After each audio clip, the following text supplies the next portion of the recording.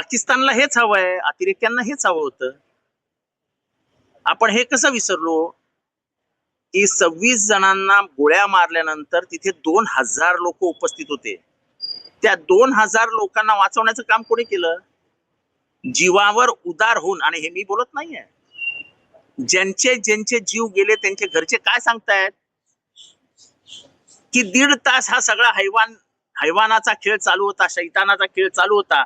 तोपर्यंत तिथे सैन्य नव्हतं, तोपर्यंत तिथे वैद्यकीय मदत नव्हती, तोपर्यंत आम्हाला सगळी मदत हा तिथल्या स्थानिक काश्मीरींनी केली. ही माणुसकी होती. त्यांनी केली ना तुम्हाला मदत, त्याची परतफेड म्हणून तुम्ही इथे लोकांना मारणार? पाकिस्तानला हेच हवंय की या देशामध्ये आता धर्मद्वेष वाढीला लागलाय. धर्माधर्मामध्ये भांडणं लावायची असतील तर हे करा. आजपर्यंत एवढे अतिरेकी हल्ले झाले, कधीतरी हे झालं होतं का? कारण का आजच्या इतका धर्मद्वेष हा देशामध्ये कधी नव्हताच. आणि म्हणून आम्ही नेहमी म्हणतो की पाकिस्तानची निर्मिती ही मुस्लिम पाकिस्तान आहे, आपला भारताचा हिंदू पाकिस्तान होणार आहे. काय गरज होती त्या बिचाऱ्या दादर मधल्या कुठल्या तरी दुकानदारांना जाऊन कानफडात मारायची? काय गरज आहे? काय मिळालं तुम्हाला त्याच्यातनं? काय म्हणजे काय देशाला जगाला काय दाखवू इच्छितो? भारतातली सहिष्णुता संपली, भारतातली सोशिकता संपली, महाराष्ट्रातलं पुरोगमित्व संपलं.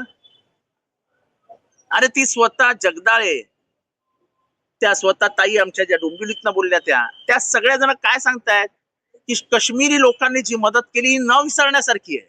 आम्हाला घरी घेऊन गेले, आम्हाला जेवण दिलं, आम्हाला आधार दिला, आम्हाला टॅक्सीने विमानतळापर्यंत सोडलं. मिठी मारून रडत होते, आमच्याकडनं पैसे घेतले नाहीत.